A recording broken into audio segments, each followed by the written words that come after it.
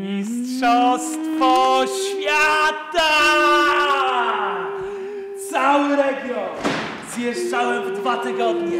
1/4 mapy, ćwiarteczka, raport z każdej wizyty, raporty tygodniowe, raporty 2-tygodniowe, plan pracy. Wyjazd 6 rano, powrót 7-8 wieczór, sobota, niedziela, zajęcia, to się przyzwyczaiłem. Co za wspaniały widok. Pozdrowienia z nadmorza. Serdeczne pozdrowienia zasyła Władek i Jasia z dziećmi.